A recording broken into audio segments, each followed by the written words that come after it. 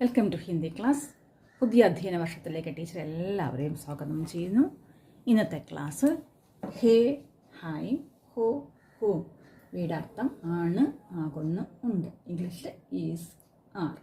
ഒരു സെൻറ്റൻസിൻ്റെ അവസാനം നമുക്ക് ഹേ ചേർക്കണോ, ഹായും ചേർക്കണോ, ഹോ ചേർക്കണോ, ഹോം ചേർക്കണോ ഒരു സംശയം നിങ്ങൾക്കുണ്ടല്ലേ. ഒരു സെൻറ്റൻസിൻ്റെ ലാസ്റ്റിൽ നമ്മൾ എന്ത് ചേർക്കുമെന്നല്ലേ.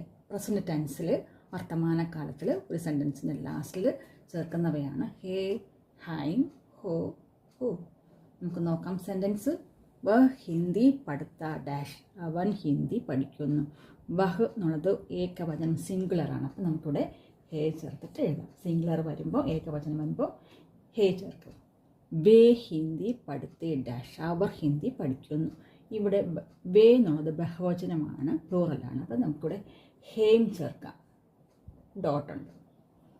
തും ക്യാ കർത്തേ, നിങ്ങൾ എന്ത് ചെയ്യുന്നു. തും സബ്ജക്റ്റ് തുമ്മായി വന്നാൽ നമ്മൾ വേറൊന്നും ചിന്തിക്കരുത്, ഹോ തന്നെ എഴുതണം, വേറെ മാറ്റമൊന്നും ഇല്ല. മീം ഹിന്ദി പഠിത്ത, ഞാൻ ഹിന്ദി പഠിക്കുന്നു. ഇവിടെ മീം സബ്ജക്റ്റ്, മീമാണ്. ഇവിടെ നമ്മൾ ഹോം ചേർത്തിട്ട് എഴുതും.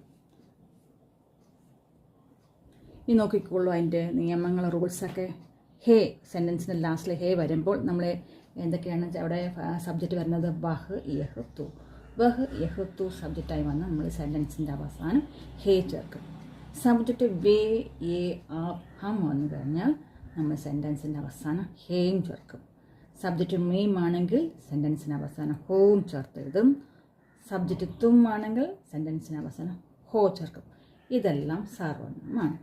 ഇനി നിങ്ങൾക്ക് തെറ്റില്ലാതെ ഒരു സെൻറ്റൻസ് നിങ്ങൾക്ക് കംപ്ലീറ്റ് ആയിട്ട് എഴുതാൻ സാധിക്കും. Thank you.